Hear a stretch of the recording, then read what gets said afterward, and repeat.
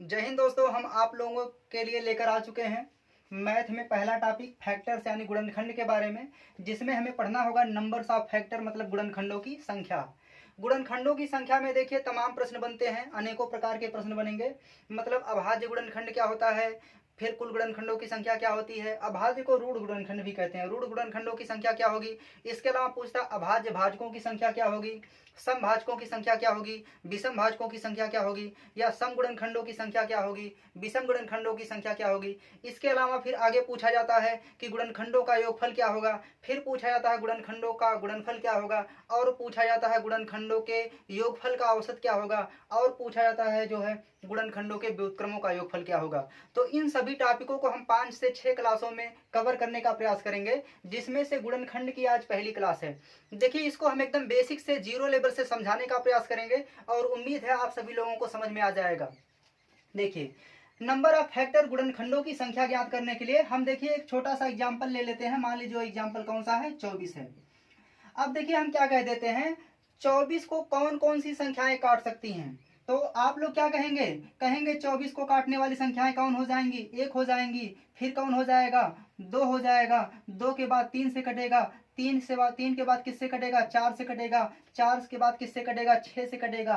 क्या यह 5 से कटेगा, नहीं कटेगा। 6 के बाद क्या 7 से कटेगा, नहीं, 8 से कट जाएगा, 9 से भी नहीं कटेगा, 10 से भी नहीं कटेगा, 11 के बाद किससे कटेगा, 12 से, और 12 के बाद कौन सी संख्या से कटेगा, यह 24 से कट जाएगा।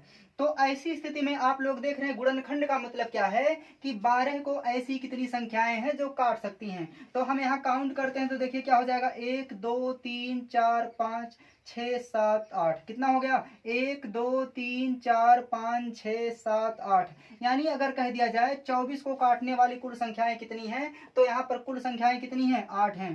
तो यहाँ पर देखिए हम टोटल कितना नोट कर देते हैं, टोटल कितना है, 8 है। देखिए, फिर कभी कभी कहा जाता है कि 24 के सम गुणनखंड कितने हैं। सम का मतलब देखिए जो संख्याएं 2 से कट जाएं। तो यहाँ पर अगर सम की काउंट करेंगे तो देखिए यहाँ पर 2 है, 4 है, 6 है, 8 है, 12 है, 24 है। तो सम गुणनखंडों की संख्या कितनी हो जाएगी, अगर हम सम मतलब इवन की बात करेंगे तो सम गुणनखंडों की संख्या कितनी हो जाएगी, 1 2 3 4 5 6 हो जाएगी। तो यहाँ पर सम गुणनखंडों की संख्या कितनी है, 6 है। अगर कह दिया जाए 24 के विषम गुणनखंडों की संख्या क्या है, तो विषम का मतलब क्या हो जाएगा, विषम का मतलब जो संख्याएं 2 से ना कटें, यानी 1 और क्या हो जाएगा, 3, यानी विषम गुणनखंडों की संख्या कितनी हो जाएगी, 2 हो जाएगी।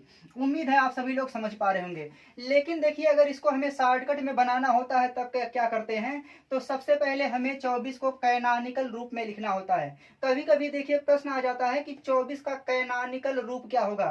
कैनोनिकल का मतलब होता है गुणनखंड। तो सबसे पहले क्या करना है, एकदम बेसिक से समझना, आपको 24 को क्या करना है, कटा लेना है। जब 24 को कटाएंगे किससे, 2 से, तो 2 से कटाएंगे तो 2 एक कम 2, 2 दूना 4 हो जाएगा। फिर 12 को 2 से कटा लेंगे तो 2 छक्का 12 हो जाएगा। फिर 6 को 2 से कटाएंगे तो कितना हो जाएगा, 2 तिहाई 6 हो जाएगा। फिर 3 को 3 से कटा लेंगे तो कितना आ जाएगा, 1 आ जाएगा। यानी अगर कोई कह दे कि बताइए 24 को कैनोनिकल रूप में क्या लिखा जाएगा, देखिए हम लिख देते हैं 24 का कैनोनिकल रूप। कैनोनिकल का मतलब देखिए क्या होता है, गुणनखंड। कैनोनिकल, कैनोनिकल रूप क्या होगा, 24 का कैनोनिकल रूप क्या होगा। तो यहाँ पर हम लिख सकते हैं, देखिए 2 कितनी बार आया है, 1 2 3 बार आया है। तो यहाँ पर 2 की घात कितना हो जाएगा, 3 हो जाएगा। और 3 कितनी बार आया है, 1 बार आया है। तो यहाँ पर 3 की घात कितना हो जाएगा, 1 हो जाएगा। यानी जो 24 का गुणनखंड वाला रूप है, 2 की घात 3 और 3 की घात 1 है, इसी को हम क्या कहते हैं, कैनोनिकल रूप कहते हैं। अब यहाँ पर देखिए अगर इसके कैनोनिकल रूप को आप ध्यान से देख रहे होंगे तो यहाँ पर कितनी ऐसी संख्याएं हैं अलग अलग जो 24 को कटा रही हैं। तो आप लोग क्या देख रहे हैं कि यहाँ पर 24 को कटाने वाली संख्याएं कितने प्रकार की हैं जो आपस में ना कटें और अभाज्य हैं। तो यहाँ पर देखेंगे 2 काट रहा है और कौन काट रहा है, 3 काट रहा है। इसी को कहते हैं अभाज्य भाजक। मतलब 24 के अभाज्य भाजकों की संख्या पूछा जाए तो आप लोग कितना बताएंगे, 2 बताएंगे। कौन कौन सा, एक तो 2 है, क्या है, 3 है। मतलब कितनी प्रकार की संख्याएं दी गई संख्या को काटती हैं, उसे ही क्या कहते हैं, अभाज्य भाजक कहते हैं। जैसे मान लीजिए हम कह देते हैं कि बताइए 15 के अभाज्य भाजक कितने होंगे? तो आप कहेंगे कि 15 का कैनोनिकल रूप कितना होगा? 3 गुणे 5 हो जाएगा। अब यहाँ पर 15 को काटने वाली अलग अलग प्रकार की संख्याएं कितनी हैं? 2 हैं, इसलिए 15 के अभाज्य भाजक कितने हो जाएंगे? 2 हो जाएंगे। उम्मीद है ये आप लोग समझ पा रहे होंगे। अब देखिए हमें क्या करना है, अगर हमें गुणनखंडों की संख्या को शॉर्टकट बना करके निकालना है तब कैसे निकालेंगे? तो उम्मीद है बेसिक से आप लोगों को समझ में आ गया होगा। 24 के कुल गुणनखंडों की संख्या का मतलब 24 को कौन कौन सी संख्याएं काट सकती हैं? तो 1 2 3 4 6 8 12 और 24 काटेंगी, मतलब टोटल कितने गुणनखंड हो जाएंगे? 8 हो जाएंगे। अब यहाँ पर देखिए क्या है, कभी कभी पूछ लेता है कि 24 के कुल रूढ़ गुणनखंडों की संख्या क्या है, रूढ़ या अभाज्य गुणनखंड। तो यहाँ पर देखिए हम नोट कर देते हैं कि 24 के रूढ़ गुणनखंड, 24 के रूढ़ गुणनखंड कितने हैं? तो रूढ़ या इसी को कहते हैं अभाज्य गुणनखंड कितने हैं? तो रूढ़ या अभाज्य का मतलब देखिए क्या होता है, यहाँ पर जो अभाज्य संख्याएं प्रयुक्त होती हैं उसी को अभाज्य या रूढ़ गुणनखंड कहते हैं। मतलब 24 को जो संख्याएं काटी हैं उन्हीं की संख्या को बताना है। तो यहाँ पर बताने का मतलब क्या है, तो देखिए यह 2 भी अभाज्य है, यह भी अभाज्य है, यह भी अभाज्य है और यह 3 भी अभाज्य है। इसलिए यहाँ पर 24 के रूढ़ या अभाज्य गुणनखंडों की संख्या कितनी हो जाएगी? तो आप देखेंगे 1 2 3 4 हो जाएगी। तो 24 के रूढ़ या अभाज्य गुणनखंडों की संख्या कितनी हो जाएगी? 4 हो जाएगी। एक बार फिर से समझने का प्रयास कीजिएगा। 24 के कुल गुणनखंडों की संख्या कितनी है? 8 है। अगर हम सम कह दे तब कितना है? 6 है। अगर विषम कह दे तब कितना है? 1 और 3, केवल 2 हैं। 24 का कैनोनिकल रूप का मतलब गुणनखंड वाला रूप कितना हो जाएगा? 2 की घात 3 और 3 की घात कितना हो जाएगा? 1 हो जाएगा। अगर हम कहते 15 का कैनोनिकल रूप क्या हो जाएगा? तो 3 गुणे कितना हो जाएगा? 5 हो जाएगा। अगर हम कहते 24 के रूढ़ या अभाज्य गुणनखंड कितने हैं, तो आप लोग क्या बताएंगे? 4 बताएंगे। अब इन सभी प्रश्नों को देखिए हम कैसे करेंगे, शॉर्टकट से समझने का प्रयास करेंगे। देखिए 24 का जो कैनोनिकल रूप है उसको हम अलग से नोट कर देते हैं। 24 को क्या लिखा जा सकता है? 24 को लिख सकते हैं 2 की घात कितना? 3 और गुणे 3 की घात कितना हो जाएगा? 1 हो जाएगा। अब यहां से देखिए हम प्रश्नों को समझने का प्रयास करेंगे। अगर यहां पर कह दिया जाए बताइए 24 के रूढ़ या अभाज्य गुणनखंड कितने हैं, तो आप लोग देख पा रहे होंगे यदि 3 और 1 को जोड़ देंगे तो कितना आ जाएगा? 4 हो जाएगा। यानी जब रूढ़ या अभाज्य गुणनखंडों की संख्या पूछी जाएगी तो आप लोग दी गई संख्या का कैनोनिकल रूप लिखेंगे, मतलब गुणनखंड वाला रूप लिखेंगे और उनकी पावर को आपस में क्या करना है? जोड़ लेना है। मतलब 3 और 1 जोड़ेंगे तो कितना आ जाएगा? 4 हो जाएगा। तो रूढ़ गुणनखंडों की संख्या कितनी हो जाएगी? 4 हो जाएगी। इसी तरह से अगर कुल गुणनखंडों की संख्या पूछ ले तो हम कुल गुणनखंडों की संख्या कितनी देख रहे हैं? 8 देख रहे हैं। जब कुल गुणनखंडों की संख्या 8 है तो ऐसी स्थिति में क्या करना होता है, जो यहाँ पर पावर होती है उसमें 1 जोड़ लेते हैं। मतलब क्या करना है, जो 3 दिया गया है उसमें कितना जोड़ लेना है? 1 जोड़ लेना है। और इसी तरह से जो 1 पावर है 3 की उसमें 1 जोड़ करके आपस में क्या करा लेना है? गुणा करा लेना है। अब यहाँ पर 4 हो जाएगा और गुणे कितना हो जाएगा? 2 हो जाएगा और 4 गुना कितना हो जाएगा? 8 हो जाएगा। यानी 24 के कुल गुणनखंडों की संख्या कितनी हो जाएगी? 8 हो जाएगी। अब देखिए आगे क्या है, अभी आगे आप लोगों को चल करके हम जो है डिटेल समझाने का प्रयास करेंगे। जैसे मान लीजिए यहाँ पर कह देता है 24 के सम गुणनखंडों की संख्या क्या होगी? तो देखिए सम का मतलब क्या होता है? ऐसे गुणनखंड जो 2 से कट जाएं। यानी हम कह सकते हैं कि 2 से कटने वाले गुणनखंड क्या होंगे? सम गुणनखंड होंगे। तो जब सम गुणनखंडों की संख्या पूछी जाएगी तो उसमें से हम क्या करेंगे? 1 2 कॉमन ले लेंगे। मतलब जो कैनोनिकल रूप दिया जाएगा उसमें से एक बार 2 को कॉमन ले लेंगे। जब 2 को कॉमन ले लेंगे यानी 2 की पावर 1 कॉमन ले लेंगे तो ब्रैकेट के अंदर क्या बचेगा? तो यहाँ बचेगा 2 की घात 2 और गुणे कितना बचेगा? 3 की घात 1 बचेगा। अब यहाँ पर देखिए जब सम गुणनखंडों की संख्या पूछी जाएगी और जो मान आप बाहर ले लेंगे, मतलब 2 से कटने वाले क्या होते हैं? सम होते हैं। तो इस 2 को आप छोड़ देंगे, इसके अंदर का क्या कर लेंगे? गुणनखंडों की संख्या निकाल लेंगे। अब गुणनखंडों की संख्या कैसे निकालेंगे? तो यहाँ पर जो पावर दी गई है मतलब 2 है, तो 2 में 1 जोड़ेंगे कितना हो जाएगा? 3 हो जाएगा। और इसका किसमें गुणा करा लेना है? 1 में 1 जोड़ करके गुणा करा लेना है। तो हम 2 1 कितना हो जाएगा? 3 और यहाँ पर 1 1 कितना हो जाएगा? 2 और 2 3 कितना हो जाएगा? 6। तो यहाँ पर आप लोग देख रहे हैं सम गुणनखंडों की संख्या कितनी है? 6 है। अगर विषम गुणनखंडों की संख्या की बात होती है तब देखिए क्या करते हैं।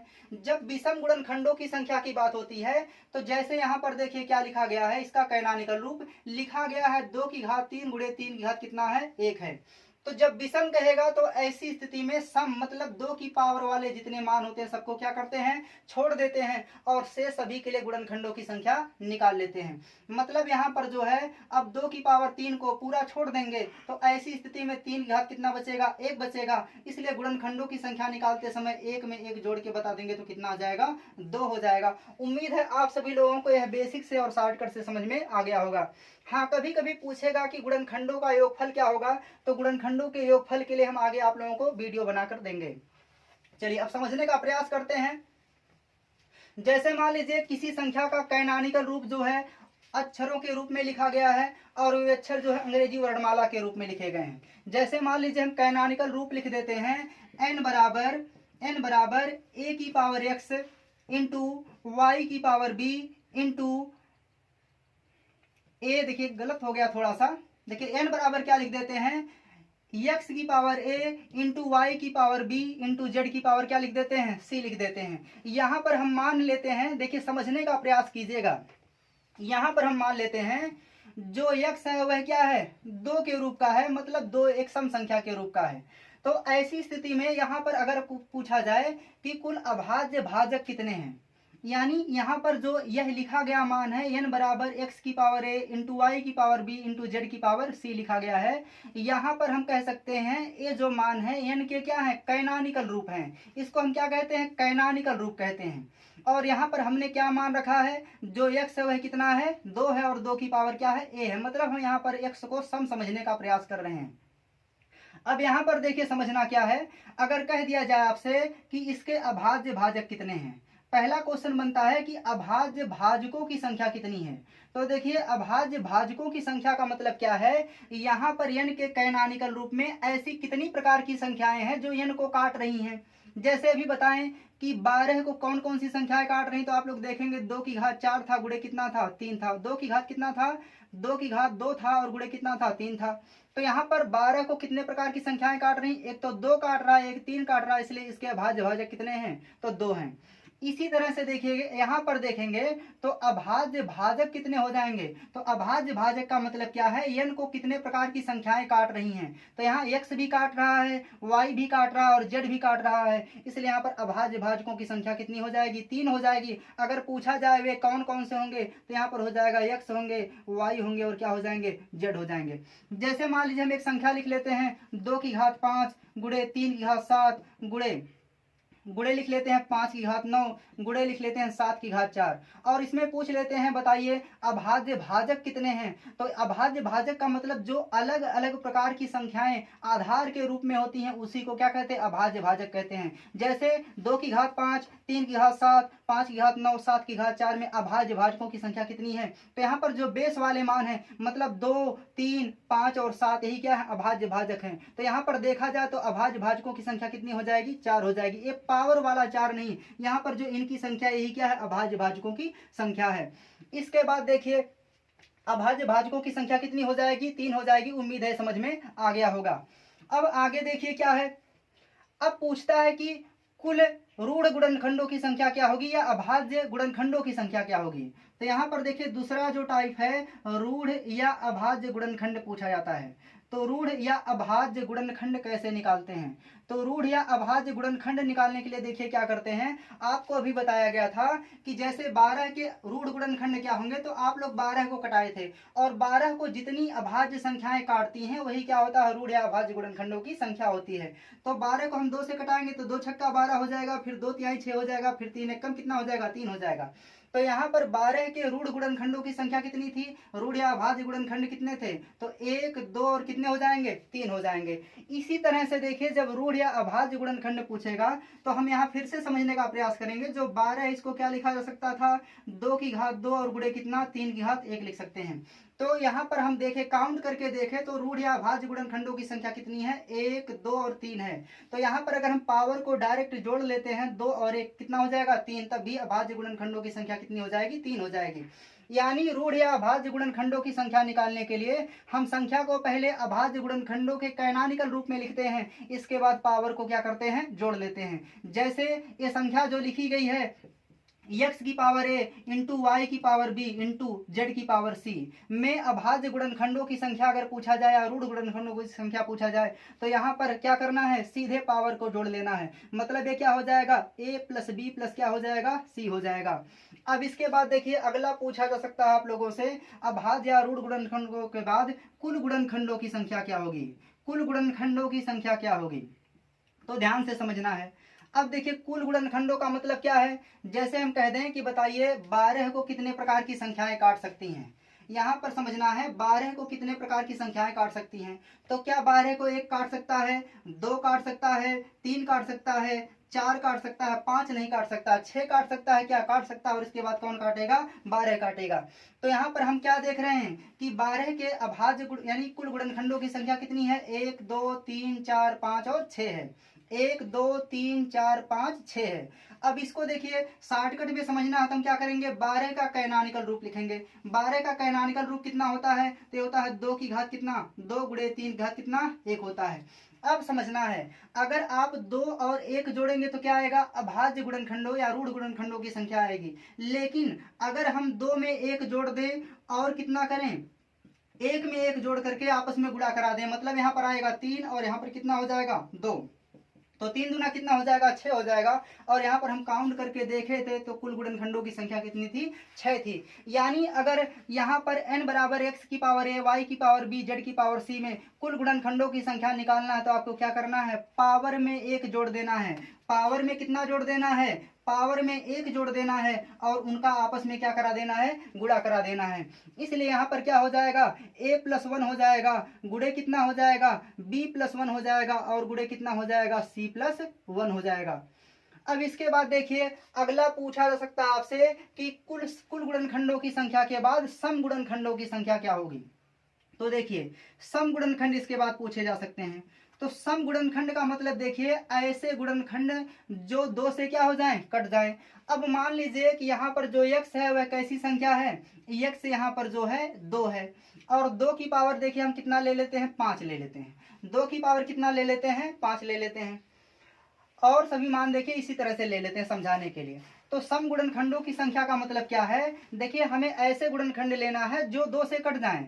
सम का मतलब 2 से कटने वाला, अगर कहते 3 से कटने वाला तो हम 3 को बाहर कर लेंगे, सम कहेगा तो 2 को बाहर कर लेंगे। मतलब यहाँ पर सम गुणनखंड कहेगा तो आप जो इसका कैनोनिकल रूप है पहले इसको ऐसे लिख लेंगे, यानी क्या लिखना है, 2 को बाहर कर लेना है एक बार और इसके बाद जो शेष पावर बचेगी, मतलब यहाँ पर कितना बचेगा, 2 की घात कितना बचेगा, 4 बचेगा, गुणे y की पावर b बचेगा और गुणे z की पावर कितना बचेगा, c बचेगा। अब हम क्या करेंगे, इसको छोड़ देंगे और इसके गुणनखंडों की संख्या निकाल लेंगे। मतलब यहाँ पर अगर सम गुणनखंडों की संख्या निकालना है तो हम कह सकते हैं 2 से कटने वाले गुणनखंडों की संख्या, अर्थात 2 को निकालिए छोड़ दीजिए। अब यहाँ पर क्या हो जाएगा, तो हो जाएगा 4 प्लस 1। जिस तरह से यहाँ पर पावर में 1 जोड़ करके गुणा कर देते हैं उसी तरह से यहाँ भी गुणा करेंगे तो 4 प्लस 1 गुणे कितना हो जाएगा, b प्लस 1 हो जाएगा और गुणे कितना हो जाएगा, c प्लस 1 हो जाएगा। उम्मीद है आप सभी लोगों को समझ में आ गया होगा। अगर मान लीजिए यहीं पर कह दिया जाए 3 से कटने वाले गुणनखंडों की संख्या, तो आप 2 के स्थान पर क्या कर लेते, 3 को बाहर निकाल लेते। अगर कहते 6 से कटने वाले गुणनखंडों की संख्या तो आप लोग यहाँ 2 और 3 को एक साथ निकाल लेंगे, उसको छोड़ देंगे, शेष मानों को इसी तरह से हल कर लेते हैं। अब देखिए अगला पूछा जा सकता है कि विषम गुणनखंडों की संख्या क्या होगी। मतलब जो है अगर n बराबर 2 की पावर 5 है, y की पावर b है और z की पावर c है तो कुल विषम गुणनखंड कितने हो जाएंगे। तब विषम गुणनखंडों की संख्या निकालने के लिए आपको क्या करना है, जो 2 की पावर 5 होती है इसको क्या करते हैं, छोड़ देते हैं। मतलब क्या है, जब विषम गुणनखंडों की संख्या पूछी जाएगी तो 2 की जितना भी पावर होगी उस पर हम ध्यान नहीं देते हैं, यानी छोड़ देते हैं। तब हमें अब विषम गुणनखंडों की संख्या कहाँ से निकालना होगा, तो हमें यह निकालना होगा y की पावर कितना, y की पावर b से इंटू z की पावर कहाँ से, c से निकालना होगा। इसलिए यहाँ पर गुणनखंडों की संख्या क्या हो जाएगी, तो यहाँ पर अब जैसे यहाँ पर कुल गुणनखंडों की संख्या में किया गया था, यानी पावर में 1 जोड़ करके क्या करेंगे, आपस में गुणा करा देंगे, ऐसे यहाँ भी गुणा करा देंगे, यानी हो जाएगा b प्लस 1 और गुणे कितना हो जाएगा, c प्लस 1 हो जाएगा। उम्मीद है आप सभी लोगों को इतने टॉपिक समझ में आ गए होंगे। देखिए अभाज्य भाजक का मतलब दी गई संख्या को कितनी प्रकार की संख्याएं काट रही हो, ये अभाज्य भाजक होते हैं। रूढ़ या अभाज्य गुणनखंड का मतलब क्या होता है, आप जो उसको कैनोनिकल रूप में लिखेंगे, मतलब अभाज्य गुणनखंड के रूप में लिखेंगे और लिखने के बाद जो पावर आएगी उनको क्या कर लेना है, जोड़ लेना है।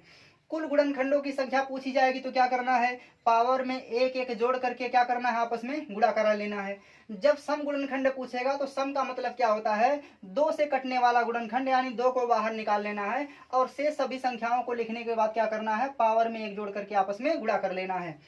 जब विषम गुणनखंड पूछे जाएंगे तब क्या करना है, तो विषम गुणनखंडों में देखिए जो सम की पावर होती है उसे छोड़ देते हैं और शेष सभी पर पहले वाले नियम के अनुसार लगा देते हैं। इसके आगे देखिए क्या हो जाएगा, अन्य जो टॉपिक आएंगे जैसे गुणनखंडों का गुणनफल क्या होगा, गुणनखंडों के व्युत्क्रमों का योगफल क्या होगा, गुणनखंडों का जो है मतलब व्युत्क्रमों का योगफल क्या होगा, गुणनखंडों का औसत क्या होगा, ये सभी टॉपिक आप लोगों को आगे पढ़ा दिए जाएंगे। इसके बाद देखिए बहुत ध्यान से समझना है। देखिए अब हम कुछ एग्जाम्पल को लेकर हल करने का प्रयास करेंगे। उम्मीद है आप सभी लोग इतने को नोट कर लिए होंगे और समझ लिए होंगे।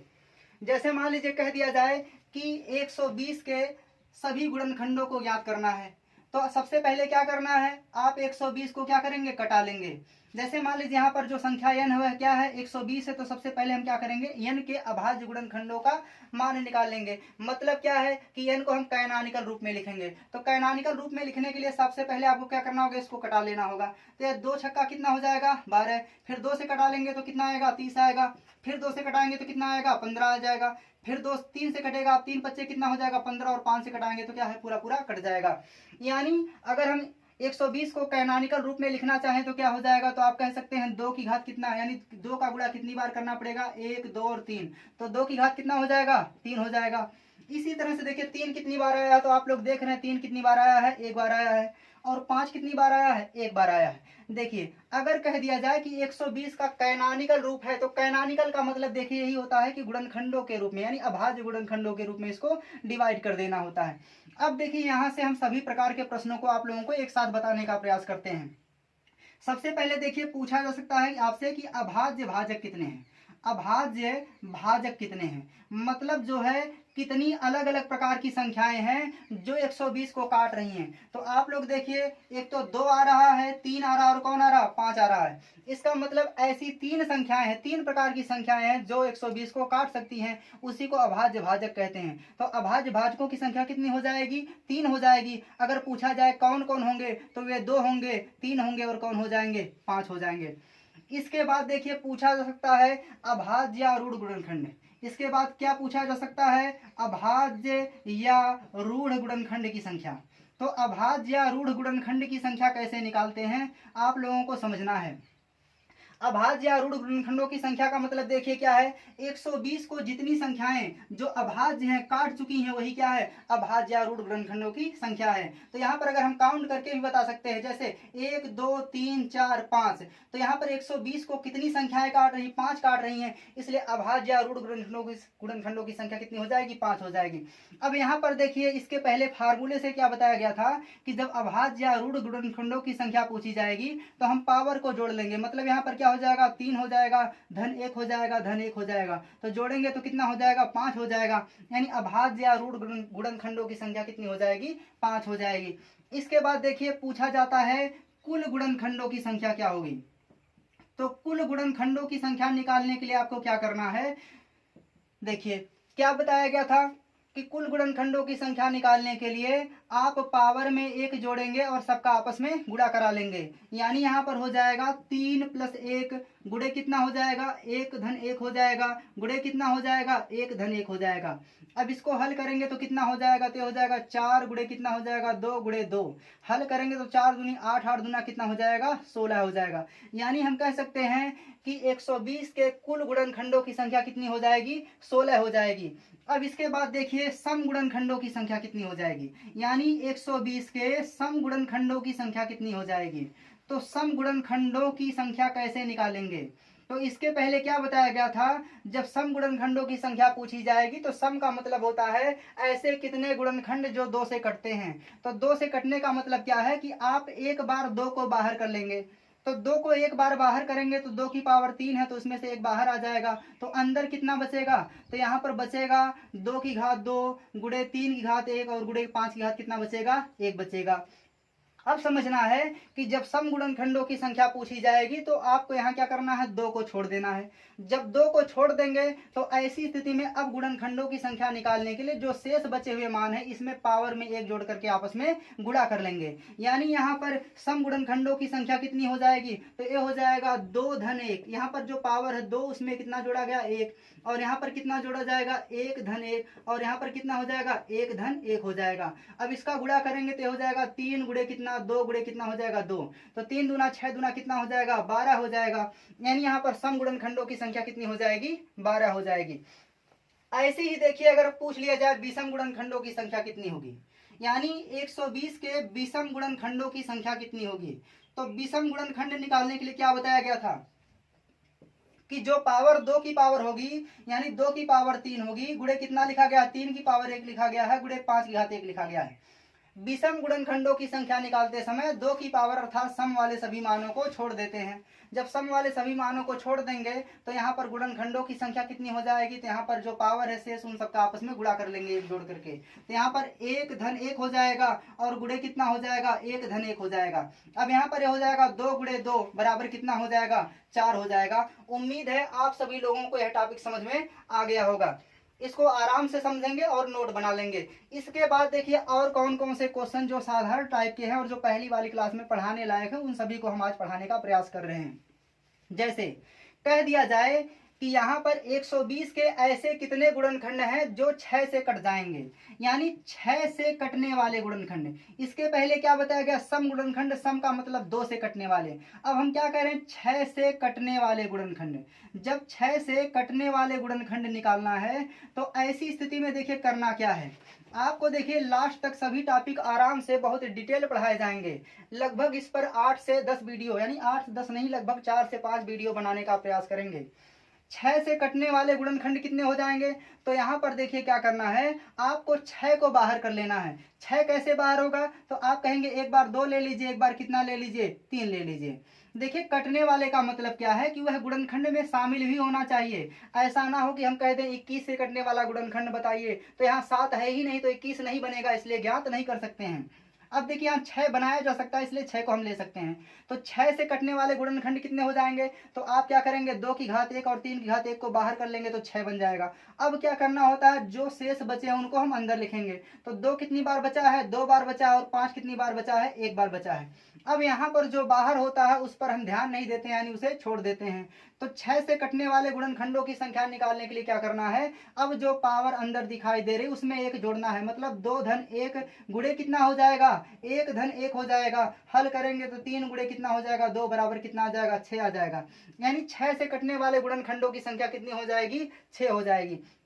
इसी तरह से मान लीजिए अगर कोई कह दे कि 10 से कटने वाला गुणनखंड कौन सा हो जाएगा, 10 से कटने वाला गुणनखंडों की संख्या क्या हो जाएगी, तो आप क्या करेंगे, जब 10 से कटने वाले गुणनखंडों की संख्या निकालना होगा तो ब्रैकेट के बाहर क्या बना लेना है, 10। तो 10 कैसे बनेगा, तो आप लोग जानते हैं 2 गुणे 5 कर देंगे तो क्या हो जाएगा, 10 हो जाएगा। यानी 2 की घात 1 गुणे 5 की घात 1 बाहर निकालेंगे तो अंदर कितना बचेगा, तो यहाँ 2 की पावर 3 है तो 3 की यानी 2 की पावर 3 में से 1 निकलेगा तो 2 की घात कितना बचेगा, 2, और 5 बाहर निकल चुका है तो कितना बचेगा, 3 की घात 1 बचा है। अब क्या बताया गया, जब गुणनखंडों की संख्या निकाला करते हैं और जिससे कटने की बात की जाए तो उसके मानों को हम काउंट नहीं करते, यानी छोड़ देंगे।